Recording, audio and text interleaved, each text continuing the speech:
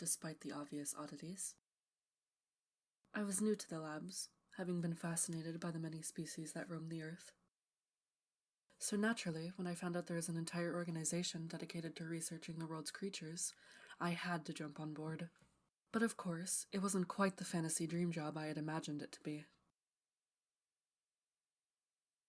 They weren't lying about being able to research the world's creatures. That wasn't the issue. The issue was that there was no ethics committee of any sort, at least not any that made sense. Creatures were taken care of haphazardly, and if you got too close to a creature and started to actually care for its well-being, you were fired most of the time.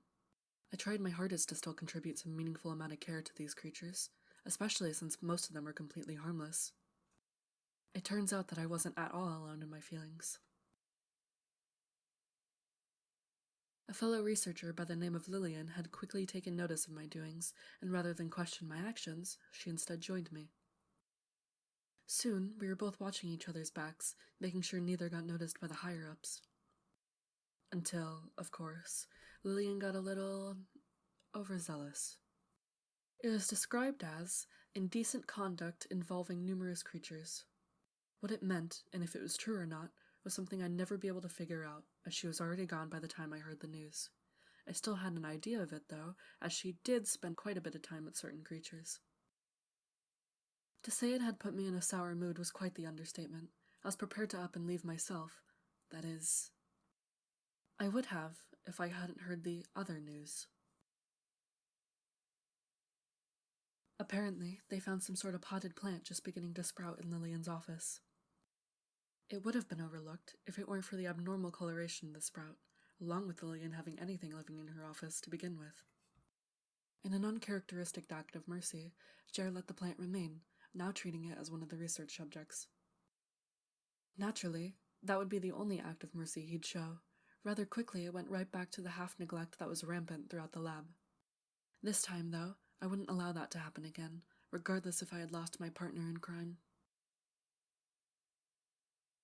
It felt as though Lillian had left that plant there for me to take care of, a final parting mission for me to complete. And so I had started to neglect my own sleep schedule in favor of coming to the labs in the middle of the night, all to take care of the plant. And while the sacrifice was draining, it filled me with a sense of accomplishment. I was finally doing the job I was meant to do. The plant was doing very well. Hello? Is anyone there? It's been several months since then.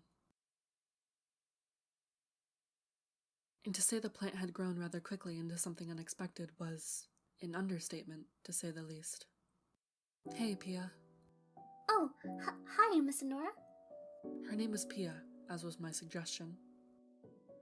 Thankfully, the name didn't seem to cause any issue with Pia herself later on. It's a name I think fit her rather well. Which I'm glad for. I wouldn't want to upset her. I see you couldn't sleep again? Yeah, the usual. So I figured I might as well stop by to see how you're holding up. Well, that was very nice of you. It was obviously strange, to say the least, to become so close to a literal plant. Not in the pet sort of way, either, which I know some people have done before. I quite literally mean to become actual friends with one. Pia had grown to become like an actual person, developing her own voice, personality, and body, unlike any plant I had ever seen before.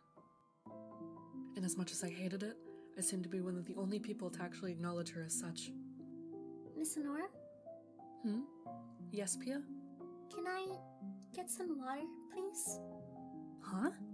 Oh, come on. Did you forget to turn on the automatic sprinkler system again? Probably, yeah. Hang on. I'll get it set up again, then. Just another result of the messy ethics this place has. Jer constantly seems to disregard the actual lives of the creatures in this building, to the point of outright immorality. Perhaps it's the reason why I'm such a workaholic, why I'm too stressed to properly sleep. All because I happen to care about these beings infinitely more than my coworkers ever have. There we go. It should start up again soon, okay? Oh, okay.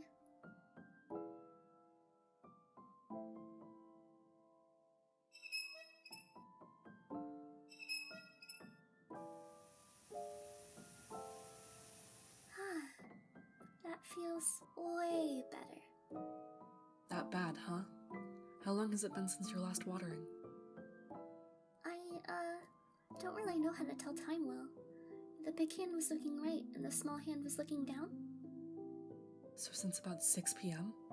That means it's— Hey, Pia, tell me whenever any of the others don't water you for that long again, okay? For now, I'll keep the sprinkler on to give you some extra watering, okay? As a treat. Okay. Thank you.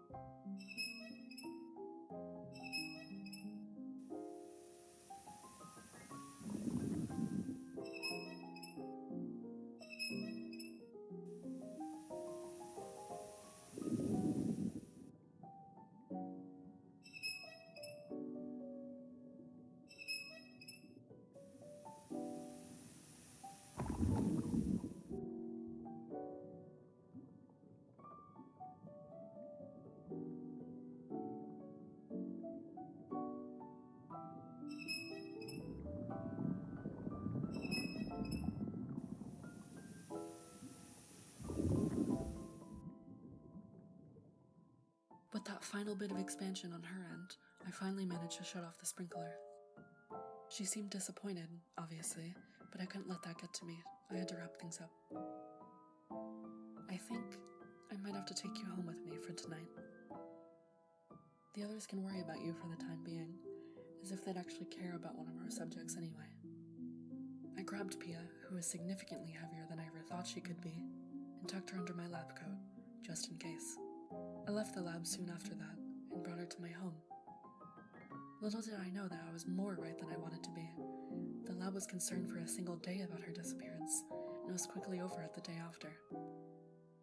The intense anger I felt for them to forget such a unique and wonderful being was enough for me to quickly give up on sneaking her back in.